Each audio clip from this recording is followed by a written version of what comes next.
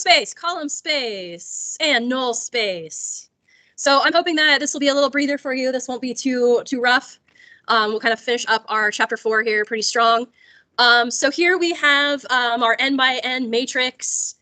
And so we can take this n by n matrix A, and so we're familiar with, we have all these entries, and we have our different rows of our matrix A, and so we can actually say that these vectors here, R1, which would be A1, A12, all the way through A1, A1n, that's going to be your row vectors that A can be comprised of. And so this is going to be, these vectors are going to be a subset of your real space N.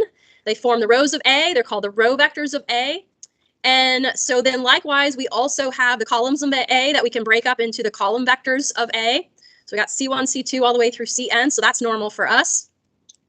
And so what we want to be able to break those down into is going to be what we call row space and the column space of A. So here you have your first definition here with definition 2. So your row space of A, so if you have an A matrix, n by n matrix, you're going to have a subspace of Rn that is spanned by the row vectors of A and is denoted by row A here and is called the row space of A. So all of those row vectors, so here if you look up here, example 1, here we got a row vector of A that's here 2, 1, 0, and then this other second row vector of A is going to be 3, negative 1, 4. Those are going to make up your row space of A, and they're going to be a subspace of real space N.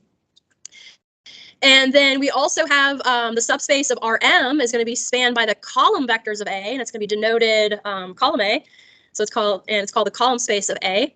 So here we would have up here, if we looked at this vector, our column vector C1, which would be 2, 3. We've got column vector C2, which would be 1, negative 1. Column vector 3 would be 0 and 4. Those are going to make up the column space of A, and they're going to be a subspace of Rm. Then one other definition that you will want to know is that the solution space of the homogeneous system of equations, so don't forget about AX equals 0, we've seen that equation before.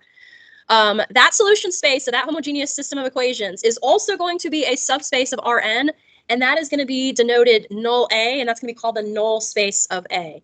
So we've got the row space of A, pretty darn easy. Those are just going to be your row vectors of A. Then you got your column vectors of A, that's going to be the column space of A. Your row space is going to be a subspace of Rn. Your column space is going to be a subspace of Rm. And then your null space is going to be the solution space of the homogeneous system, and that is going to be also a subspace of Rn. So those are going to be 3 definitions you're going to want to have under your belt because you're going to see those throughout the rest of this chapter, or I should say section. Maybe a little repetitive, but A takes place within the subspace of Rn. Yes. And so then those row vectors and column vectors are going to be subspaces of real space, as well as null space will be as well. So they're going to be asking in this particular section, they had 2 main questions here. They're like, well, what is going to be this relationship that exists between, if you have a linear system, AX equals B? And they're going to say, well, what is that relationship between its row space, column space, and null space of that coefficient matrix A? And then they want to know, okay, well, then what other relationships also exist among the row space, the column space, and the null space of a matrix? So what are going to be those relationships? So we're going to be looking at that. So one thing to remind you of is that a system of linear equations, AX equals B, is consistent if and only if B is in the column space of A. So that's going to be a theorem that you'll want to also take note of. But here, so we're going to directly look at that. So here, example 2, vector B in the column space of A. So we have example 2 here. We've got where AX equals B.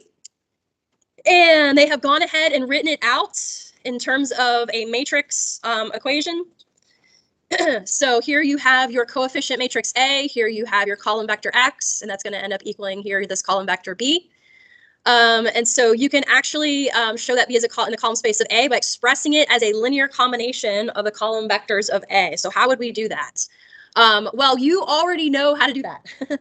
So you have already determined whether or not a linear system is consistent because we've done our Gaussian elimination, you've gone ahead and you've solved for your variables x1, x2, x3 before. So they've gone ahead and shortened that, and so they've come up with the answers for you, but you can go ahead and verify that. And so if that theorem holds true, then we can express all of this as here you'd be putting in the 2 here. So this would be x1 times the first column vector of your matrix A a minus, here's your x2, here's your second column of the matrix A plus 3. That's going to be your x3, for your third column of the matrix A, and all of that is going to be set equal to your B. And so you can kind of confirm that that does hold true with your Gaussian elimination. And that's going to be how you're going to go ahead and write that as a linear combination of the column vectors of A. So this is something we've kind of seen before. Now they're kind of blatantly showing it to you. So keep in mind, you're going to want to have this. You're going to want to have this in mind to be able to express the column space of A as a linear combination of the column vectors of A. So now they're going to be talking about, okay, what is this relationship between AX equals 0 and AX equals B? So what do we call AX equals 0 again? Yes, that is going to be your homogeneous system here.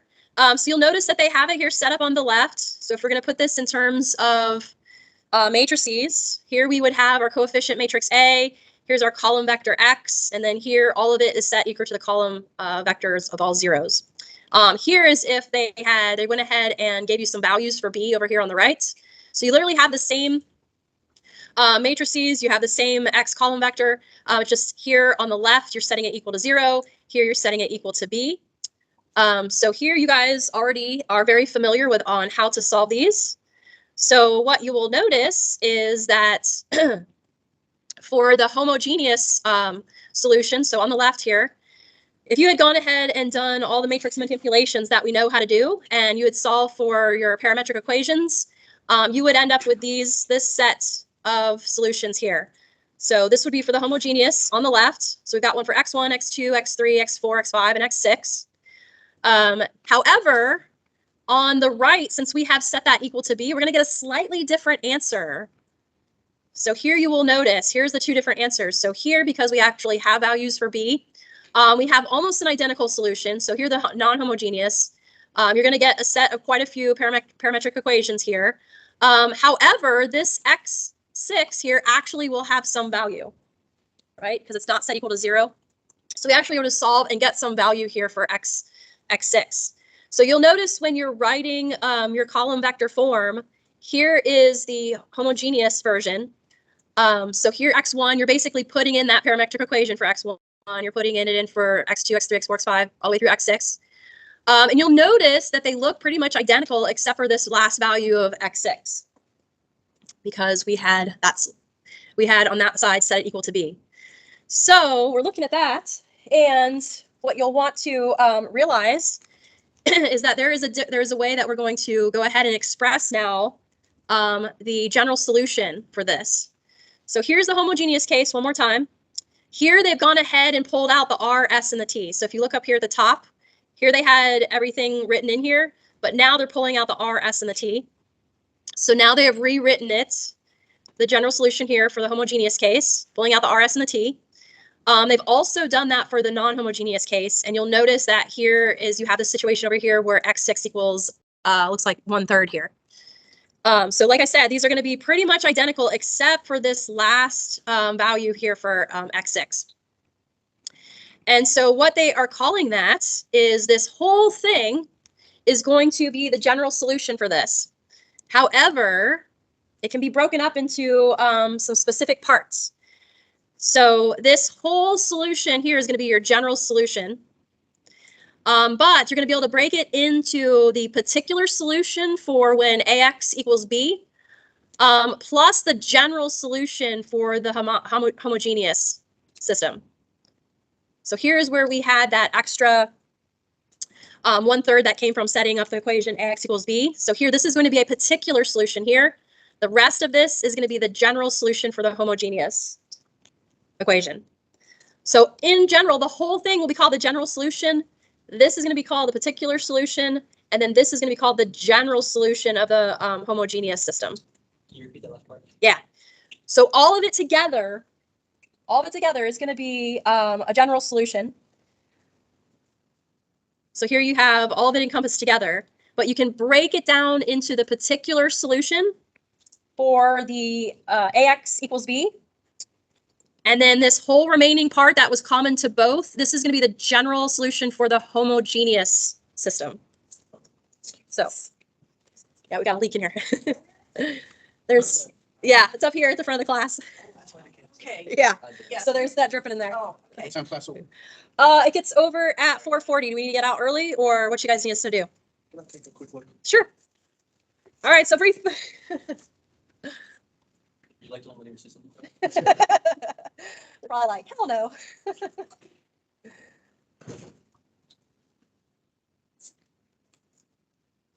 Unless we get it done, you're not gonna do it.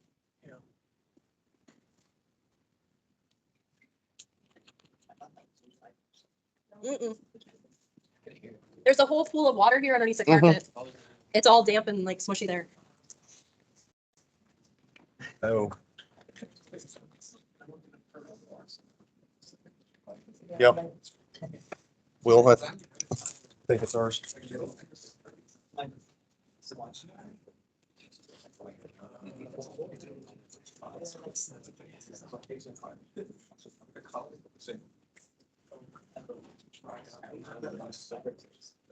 So I'm not sure. Yeah. Did you guys need to come in and work? Right now. Okay. Okay. So we'll see what happens. To be continued. All right. So,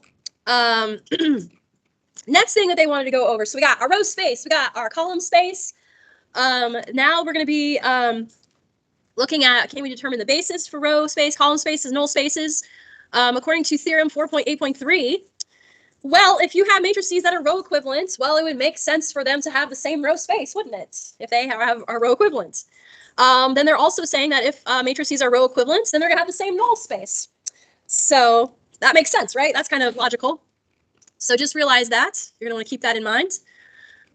So how in the world do we find the basis for these row and column spaces?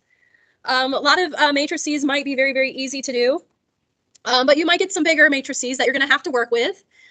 So the first thing that you want to do, if you want to be able to find the basis for the row and column space of a matrix, you're going to want to learn what you've used before. We all know how to do row echelon form, reduced row echelon form, so you're making use of that now.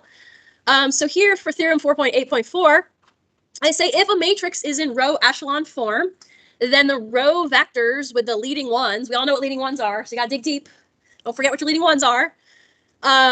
Of the non-zero rows, they are going to form a basis for the row space of R, and the column vectors with the leading ones of the row vectors form a basis for the column space of R. So I think all that's pretty straightforward. So we'll look at an example here. So here, this particular matrix, R, if you notice, what format is it in?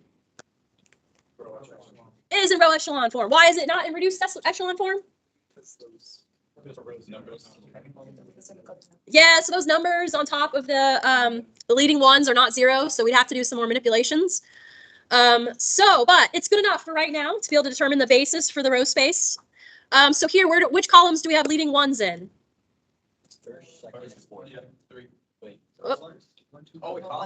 So what rows do we have leading ones in?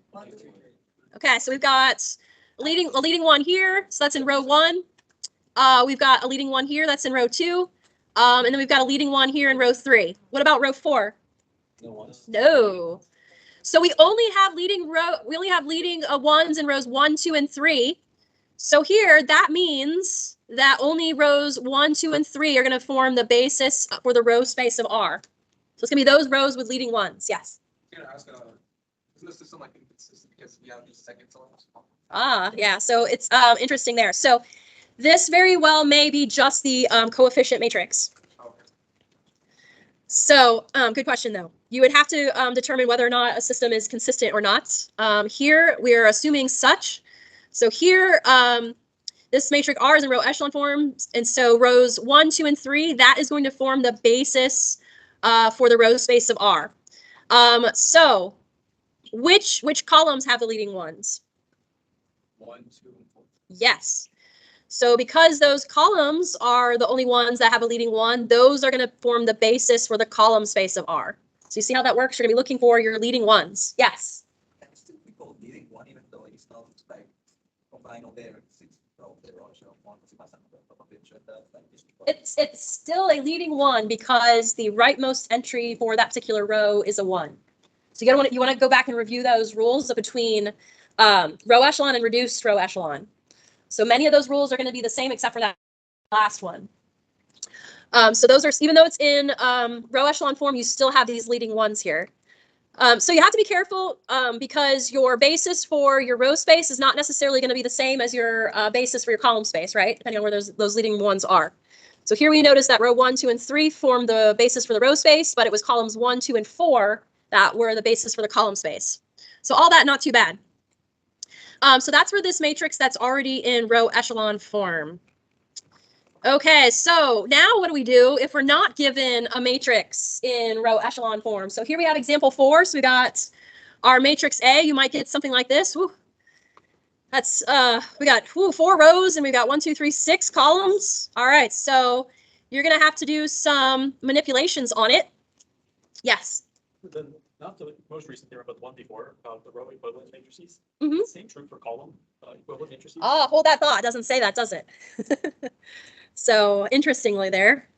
So right now it's only letting you know about the row equivalents. So good point there to notice that. So for this example, you have to first put this in row echelon form. So here we get this matrix R. So we start off with original matrix A. It's row echelon form. They're calling R. So what would you say is the basis for the row space?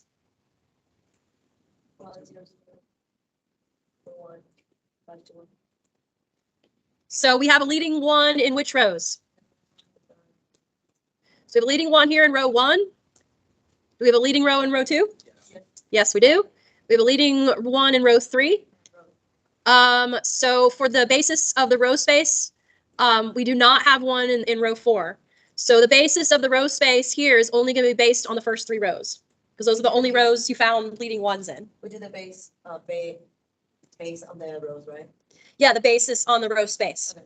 But that is going to be contingent upon which rows have that leading 1, right? Okay. So like as you noticed, row 4 was not included. like maybe in row 2 we don't have a leading one, so we skip that one. Row 2, you have a leading 1 right Yeah, here. But some of that it was a 2 over there, but we don't have a leading one, so we don't do row 2. Yeah, so if it doesn't have a leading 1, then you'd skip that row. Okay. It would not be part of the basis for the row space. So it has to be those rows that have that leading 1. So here's something I want you to pay attention to, though, because it might not have been apparent to you in your reading if you're going through this quickly. So here we have found the basis of the row space of R. But because we have obtained R from reducing the matrix, the original matrix A, these same row vectors are going to form the basis of the row space of A as well. So these would be the basis of the row space of A, the original matrix, as well as the row echelon form R here. Yes. Fully reduced row echelon form, would it still be the same? Yes. If you went to fully reduced row echelon form, it would be the same. So the minimum is just row echelon. Yes. So the minimum amount of work would be to get to row echelon form. No benefit in. Because remember, your reduced row echelon form, all you're doing is getting rid of the numbers above your leading ones, but the leading ones stay in the same place, correct? So there's no Once you've benefit. established those leading ones. So don't forget all your stuff from your previous chapters. Yes. What does basis in this section mean? Yeah, so the basis in this section is that not all of your rows are going to qualify. So only the rows that are going to qualify for the row space are going to be included in this basis. So a basis is a sub matrix? Yes, it's going to be a subspace of the real space out there. So I know. So think of, yes. And so these are the vectors that are going to form the basis for that subspace of real space. So fun stuff there. So in this case, I wanted to point out to you that once you have determined the row space of R, this is also going to form the basis for the row space of A. Okay, as long as you have derived your R from A.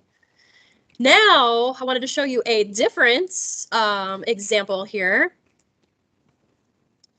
Okay, so here's another theorem that is important to note, that if A and B are row equivalent matrices, a given set of column vectors of A is linearly independent if and only if the corresponding column vectors of B are linearly independent.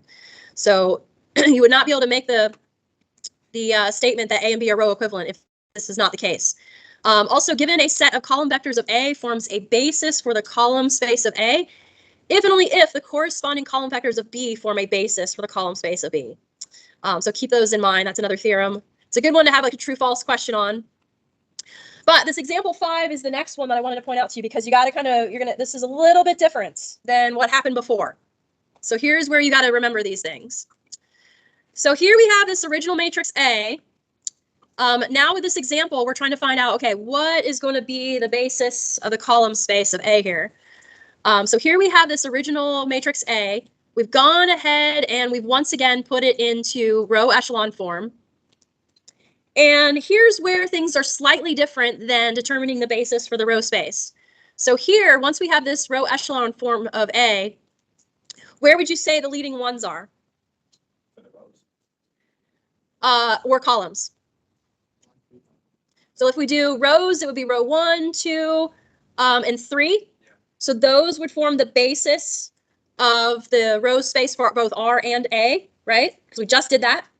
What if I asked you, though, to tell me what are the vectors that make up the basis of the column space of A, you would say a slightly different answer here. It's not quite so direct. So here we've got 1, 3, and 5, right? So when we look at columns 1, 3, and 5 of our reduced, of our row echelon R here, see the values here are 1, 0, 0. The third column here is 4, 1, 0, 0. And then our fifth column is 5, negative 2, 1, 0. Those are going to make up the basis for the column space of R, but that will not be the column space of A. You're going to have to go back to the original matrix A to get those. So for A, if you know from the row echelon form of R, if you know that it's happening in columns 1, 3, and 5, you need to go back up to the original matrix A and grab those column vectors for 1, 3, and 5. So you will notice that the column vectors of A are actually going to have different values in here for the original matrix A. So you guys see what's happening there? Yeah, so I know, it's worth repeating, I know. So when we did the row space, the basis for the row space of R, it ended up being the same thing as for A, right? When we did the row space. But when you're talking about the column space, you have to do one additional, you have to do one additional step here. So we figured out that there's leading ones in column 1, 3, and 5 of R, right? So this would be the basis for the column space of R right here. These are the values in it. Yeah, you essentially go to row echelon form just to find which columns is going to be between, Exactly. and then you go to A. But then you got to go for the column space. You got to go back to the original matrix for A. Does So that make sense there? Like in the column 1, when you got those numbers. Oh, that's what it shows up for us. Yeah, so we know from the row echelon form that we're going to find our basis in columns 1, 3, and 5. Then you go This would be the basis for R. But then to find the basis for the column space of A, you have to go back to the original matrix A up here and then do the 1, 3, 5. and do the 1, 3, and the 5, just like you said. Okay, I didn't look, tell me how to. So I do want you to kind of bookmark that this is slightly different. Like when you're talking about your row space versus your column space, you're going to look at those two examples. Just to reiterate, row space, you could just take the column straight out, side the row straight out, and that is the basis for the matrix A. Mm-hmm. But for this, you'll find the matrix for R, and then whatever place that is, those columns are, then you go to A. But then you go back to the original A there. Which example is So- this? Example 5? So that is going to be, you want to look here. You're going to want to look at example 4. And then you're going to want to look at example 5 and see the difference. So the example 4 was establishing the row space. Example 5 was establishing the column space. So for that one, you would include both of those, or just the bottom part to make it? Yeah, so it would depend upon, good question there. It would depend on what the question asked you. If I asked you for the basis of the column space of the row echelon form, then this first set of answers would be correct, right? If I asked you, okay, what was the basis for the column space of the original matrix A, Yeah. then that second set would be correct. Yeah. So yeah, you would need to pay you have to pay close attention to what was being asked. So that is example there. Oh, here, example 6 is another little trick you can do. Here they're actually using the transpose. So if you want to, you can check out example here. So here you have this original matrix A. They have gone ahead and taken the transpose. Then they reduce the transpose to row echelon form. And then what is interesting here is, this is a different technique, is now they know what leading ones are, which columns they're in. So here they have it in columns 1, 2, and 4, okay? So the column space of AT is going to be those columns.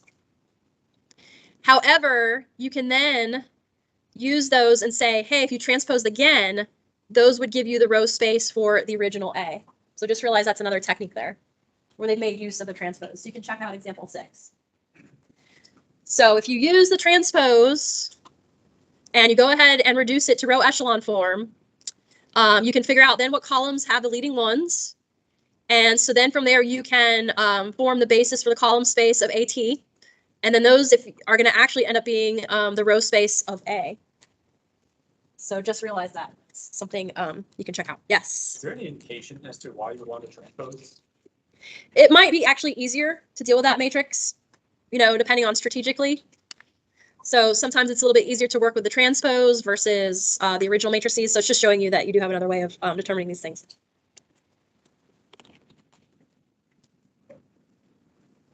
Okay, so just wanted to show you that. And then now, here, this last example, fun stuff I'm going to show you is going to be example 8. So now we're actually working this time with vectors. And you're going to want to find a subset of these vectors that forms a basis for the subspace of R4 spanned by these vectors. So you will remember previous sections, you might want to go back to those recordings to kind of review what that might mean. And so we're going to be looking at these vectors and finding, okay, a subset of these that's going to form a basis for the subspace of R4 that's going to be spanned by these vectors. So here's a technique. So to answer part A, you'll notice that we'll take each of these vectors, we're going to put them in column form. So here's our vectors 1, 2, 3, 4, 5. They are now in column form here in a matrix. So like we have done before, we're going to go ahead and reduce this matrix into reduced row echelon form. In this case, you're going to want to use reduced row echelon form to get to your leading ones.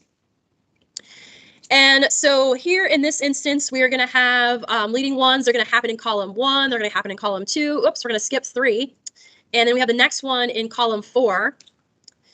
So we've got W1, W2, and W4. Those are going to be a basis for the column space of this matrix, right? And so that means that V1, V2 are going to be a basis for the column space of that original matrix that we had before. So that's just like we did before, remember? Here we have it all the way. This time, keep in mind, though, this one we want to take out to reduced row echelon form. We know what columns now have the leading ones. Those columns are going to form the basis for the column space of this matrix. However, to know the column space of the original one that we comprised up here, that's going to correspond to V1, V2, and V4. So that is going to make up the basis for the column space of 9 up here. So we just did that before with just our matrices. Now we're actually doing it in terms of vectors. So that's what, so now we're applying it to vectors. So for B, our next question was, express each vector not in the basis as a linear equation, linear combination of the basis vectors. Well, what did we know? We know that column 1, column 2, and 4 were the basis of our column space. So now we're supposed to write the other vectors as a linear combination of the basis vectors. So what did we leave out? If W1, W2, and W4 form the basis of the column space, what are the ones that got left out? W3, W5. Yep, so W3, W5. So you are now going to write those as a linear combination of the basis vectors. So that means that you're going to look at W3. And W3, the rule is for doing this, is W3 is going to be a linear combination of the basis vectors preceding it. So W3, we only have W1 and W2 preceding it. We're not going to worry about 4 and 5. So in order to write a linear combination of W3, we're only going to use the basis vectors preceding it, which would only mean W1 and W2. So here we look at W3. So here we're getting that 2 is going to be 2 for our W1 minus W2. So you're going to use those remaining values if they are in, this is why you want to have it in reduced row echelon form to be able to do this. That's why I kind of emphasize that. So you're using those values from the matrix in order to write your linear combination for W3. So you guys see where those numbers are coming from? So here we have W3. We're writing it in terms of the basis vectors preceding it, which would be W1 and W2. And you're getting those values from this part of the matrix, as long as it's in reduced row echelon form. Yes?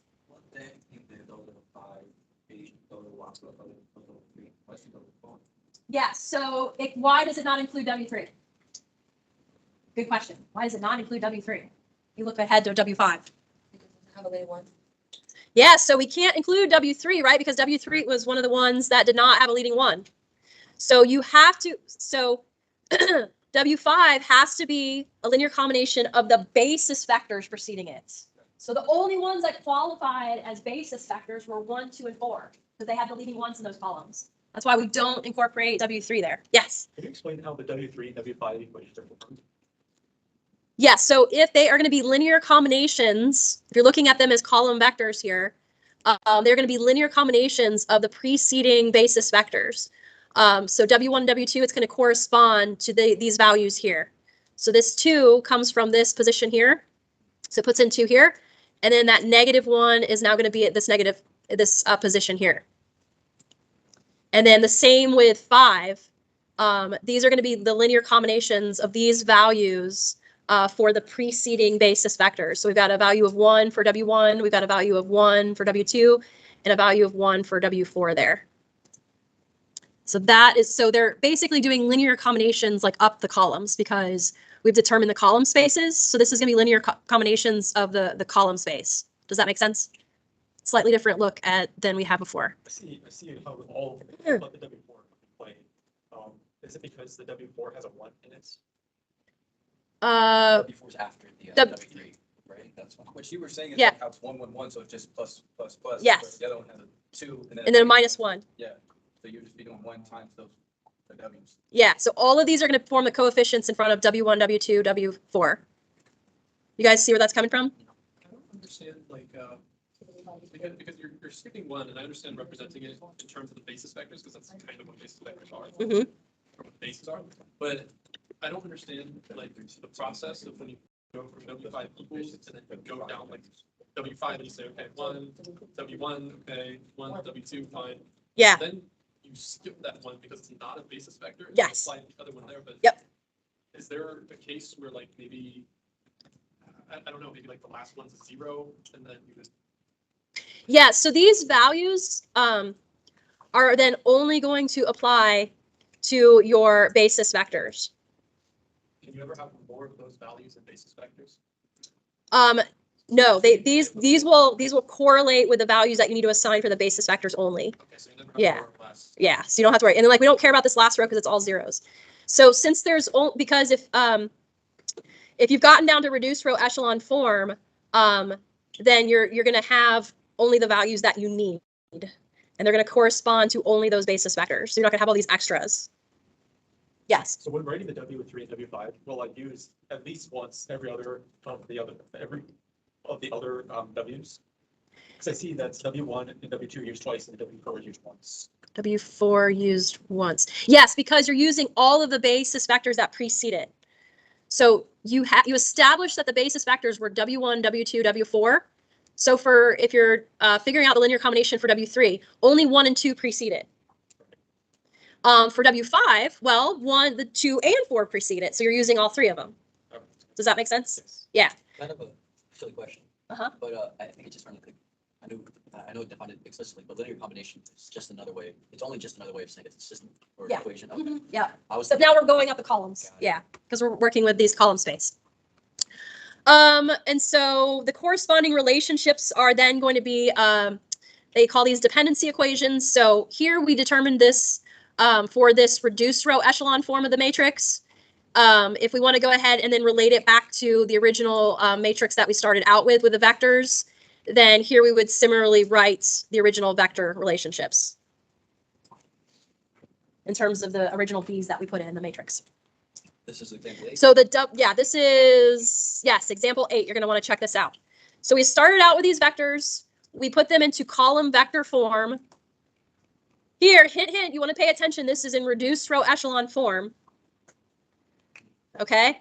And then we figured out, okay, which of these columns are going to form the basis for the column space of this reduced row echelon form here.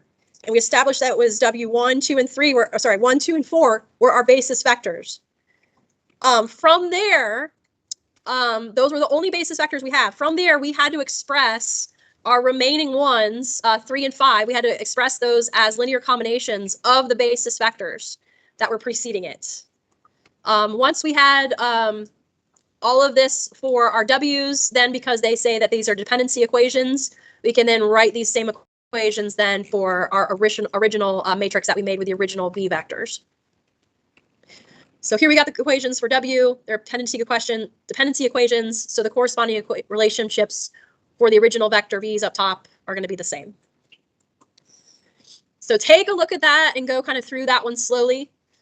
So here is basically a step-by-step list of exactly what we just did. So here they're telling you, okay, you're going to form a matrix whose columns are going to be the vectors in the set S and whatever they happen to give you. You're going to reduce the matrix A to reduced row echelon form. Keep in mind, when you're working with vectors, you must go to reduced row echelon form. This is different than what we did before in the previous example. This one does need to be all the way in reduced row echelon form. So please don't make that mistake there. Then you're going to figure out, okay, what are going to be your column vectors? You're going to identify those columns of R that contain the leading ones. And then, so that's going to be basically that first half that we did.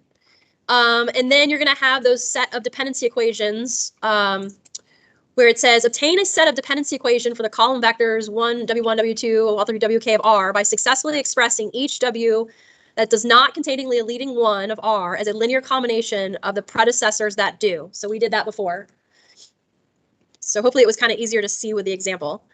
And then you can go ahead and write, you can replace the W's with the original B's. And so you can complete the second part of the problem. So here is kind of like your step-by-step if you want to kind of remember what's going on. So that concludes that particular section.